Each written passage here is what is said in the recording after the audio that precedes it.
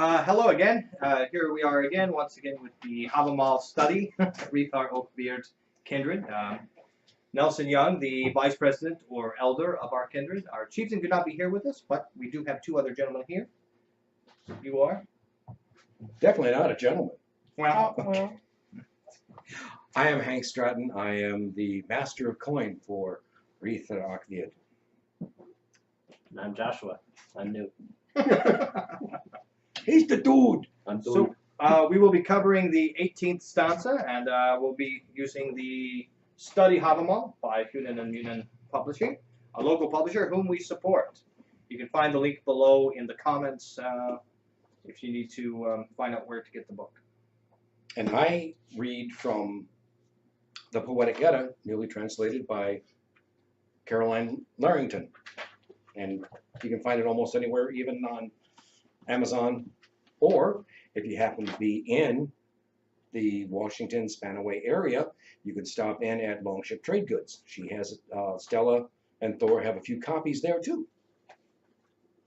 All right. Without further ado, we'll get started. I'll read the first translation. This one is by Bray. He knows alone who has wandered wide and far, has fared on the way. What manner of mind a man doth own, who is wise of head and heart. I'll read the Thrope translation. He alone knows who wanders wide and has much experienced by what disposition each man is ruled, who common sense possesses.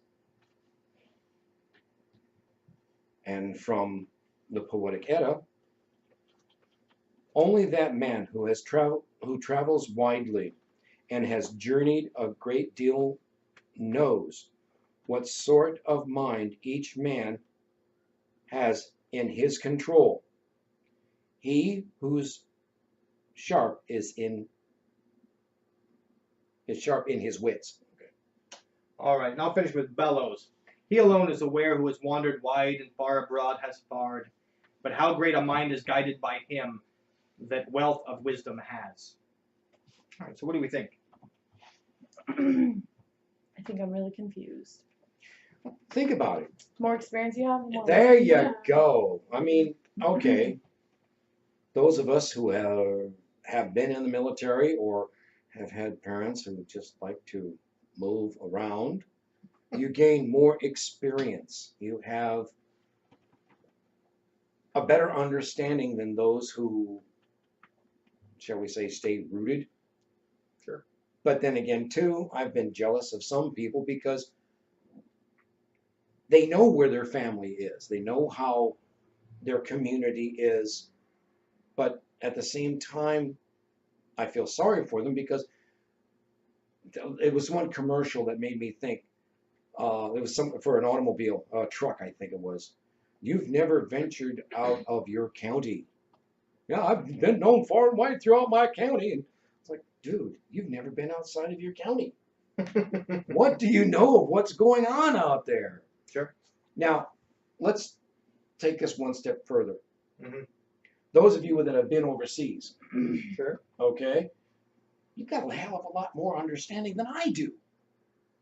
Because I've just been back and forth in the U.S., north and south, east and west. I was about to say I've moved around a lot too, but I've never left the borders of the United States. I think too, Never. I think too, though, it takes into consideration more than just a physical location. You're looking Sure. at a mindset. Like you went from your background to this to Yeah. that, and Right. you're gaining understanding of more. That I mean, I know that I've searched different religions, different mindsets, different things, and Sure. then when you finally find the one that speaks to you, I mean, I didn't realize I was gay until I was like 27. Like, I'm not gonna lie. But when like, you find it, but when you find out what it is, you've already tested, you've already figured out your life, and you're sitting there going, well, this and this, and it's more of a mindset than even just your locations. Sure. You know. Look at the cultures that okay, now you've said you've been to Afghanistan and Bosnia. in Bosnia, different places. you've seen the cultures. You have more of That's a what I'm into, understanding of not only yourself, but how you relate to these other cultures. I mean, for me, Sure. I love Hunan, Sichuan, I love Vietnamese food. Korean, kimchi, and Thai. I'm not saying I understand those cultures, but I'm open-minded to experience. Yeah. That being open-minded to experience, I think, is the true seed of wisdom, which is what the last portion of this is talking about.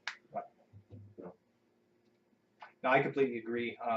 I've traveled all over Europe and been to Middle East, and mainly you learn that there's pieces of crap in every race, religion, and creed, and there's good people just trying to make it just like everyone else. And so it kind of changes you when you no longer look at everyone as a potential enemy, and you realize that guy might be named Khalid, and he might have 2 children. He might be a Muslim, but he's shaving military's hair, and he's shaving our faces for a measly $10, because in his country, that $10 is almost $300 in his money.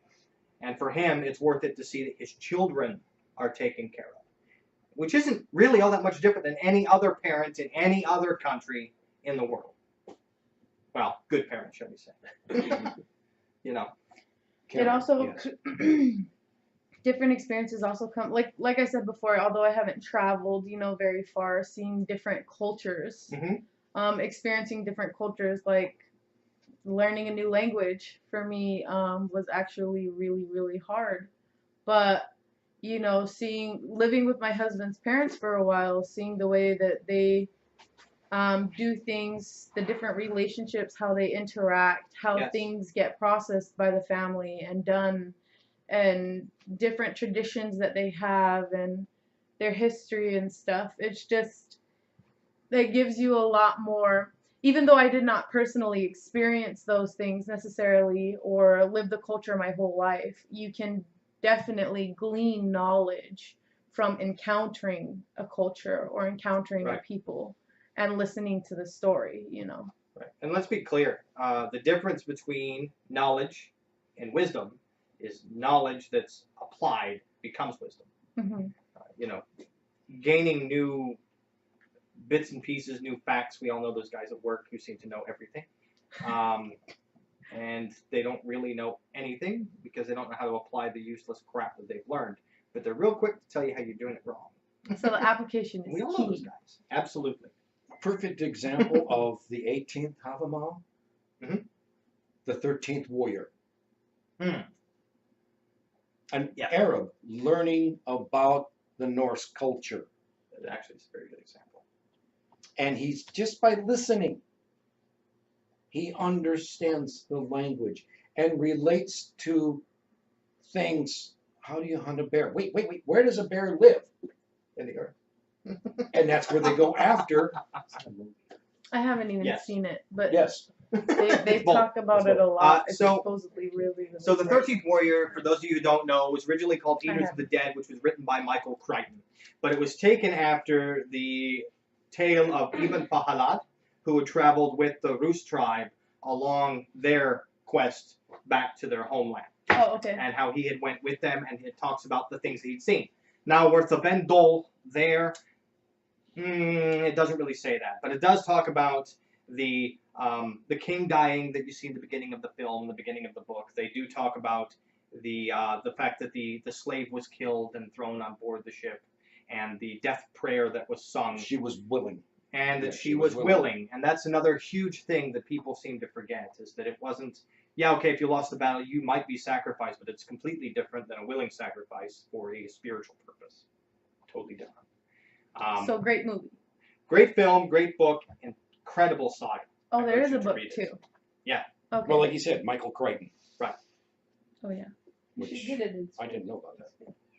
I think it's old Antonio Banderas or something. Yes, Yes. he is Yes. Khalid Oh, he's the Arab. Ibn Fahala. Yeah, even up. Yep. And he plays a poet from Baghdad, which at that time was a cultural center of Yeah. the Middle Eastern world. So mathematics and navigation through the stars and such. And the Middle Eastern people figured out most of that stuff long before anyone else did. which is why it was so important for our people to start navigating by the stars after we had traveled through Greece and the Middle East. And in fact, they have found Arabic silver in the tombs of our people in Dublin, Ireland. So these type of things are always huge. Bruna. Bruna. So we kind of- Dublin was a Norse. I mean, that's how it got started. It was Absolutely. Settlement. Right. settlement. As was Nordvik or York. Right. Yeah. The Right. movie is very atmospheric. I mean, it is nicely done. It is. Pretty. It is. Yes. The movie's very well done. Most of the actors are from Sweden and Iceland and Norway. Antonio Banderas being Hispanic, but he plays an Arab quite well. I think it's also interesting, this stanza talking about like different experiences and gaining wisdom from them, because looking at like you know, Scandinavian being such a broad term for a people, right? But the Scandinavian people in general, Sure. you know, they weren't just always about raiding and taking. Some of it was trading. Some of it was Barter. Yeah. yeah, exactly, bartering and settling, you know, like you guys were talking about earlier, and that kind of a thing. And I also think another good, just an interesting worth mentioning is, isn't Sure. this supposed to be like advice from Odin? Yes. Odin, Yes, the one that that's wanders exactly around what and it gets is. experience from all kinds of everything. Well, that's why it's usually called the Havamal, words of the High One, or the Grimsnirmal, which would be the tales of the wanderer. Grimnir being the hooded one. So that's probably, you know, he's really known for his wisdom, and it's probably how he gained so much of it, you Right. know, And that's is more or less by what he's talking wandering about. and experiencing and. Right. Like our people didn't have horses because they would eat up all the crops that you needed so desperately for your own people. So you really use horses that often. So whenever you wanted to go somewhere, you walked. And it might be, you know, going to the all thing every year, the gathering of the people in the town center, for instance. You were going to have to walk through homesteads that you hadn't seen in a year. You know, and these are people that you may have known along the way. You know, of course, you knew of them because you grew up the same community. Mhm. But maybe as you go through, maybe it starts to rain and you need shelter, as it talks about in the beginning. Yeah. Or maybe you're walking through and you ran out of food because you didn't pack it appropriately, or maybe you took bad food because you know things go Or bad. poor planning, yeah. Right, piss poor planning. Or piss poor accidents results. or Yeah. whatever, you know. I'm trying to keep it at least PG here. That was PG. What's wrong with that? I said piss poor. That's not what is it?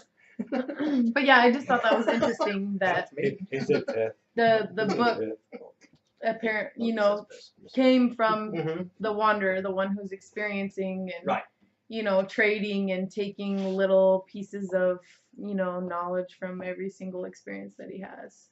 Right. And I would even go as far as to say that even esoterically, you know, try new things. You know, don't always use the same format for every ritual. You know, try something new. And don't be afraid that if you read something that is of a different path than you, but you're inspired to maybe use part of it or mold it into your own using, Yeah. do it.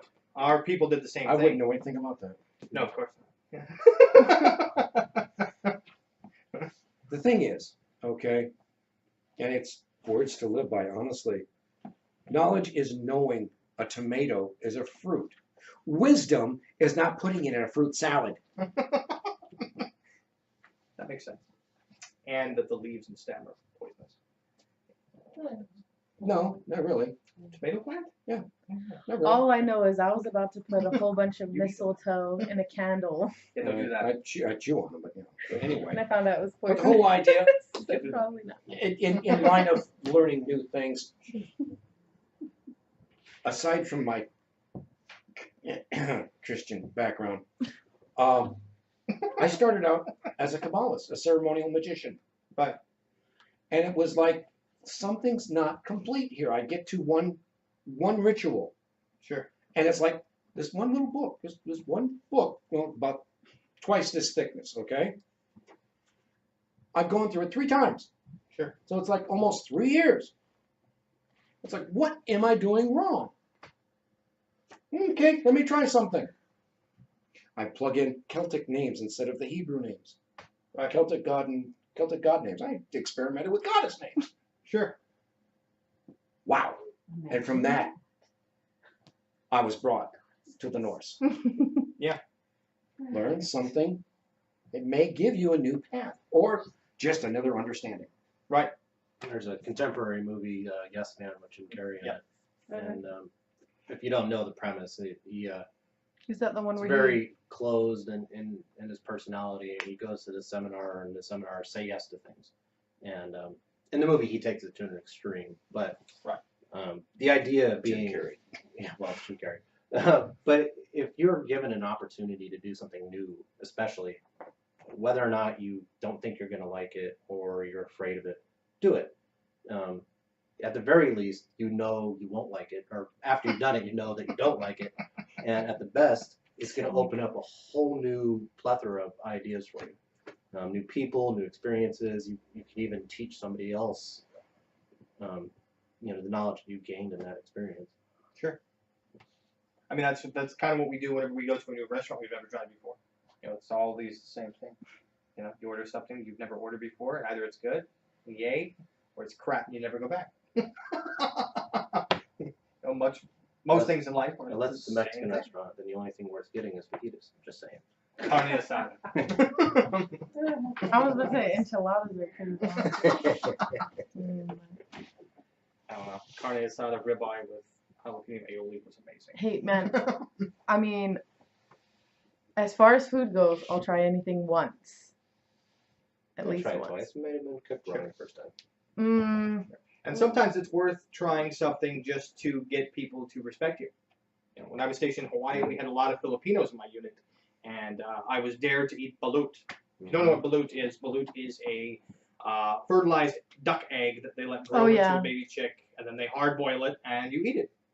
It's terrible. It was terrible. It was. But you know what? Anytime I needed anything, I could go to those guys because I was the crazy white person who hates what they don't eat.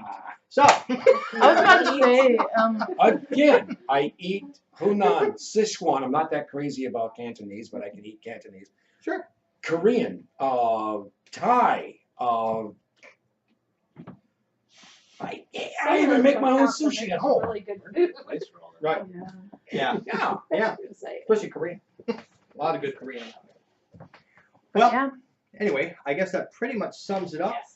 Yeah, we can't beat that to death any more than we already have. So Oh, we could try. Maybe we can do it with the camera on. Well, we're not in the business of I'm gonna resurrecting. So, yeah, on that note, try it with the camera on him and smack somebody. no, don't hit the little like, subscribe, and reminder button, and comment below. As long as you're civil, we'll keep it there. Other than that, stay heathen.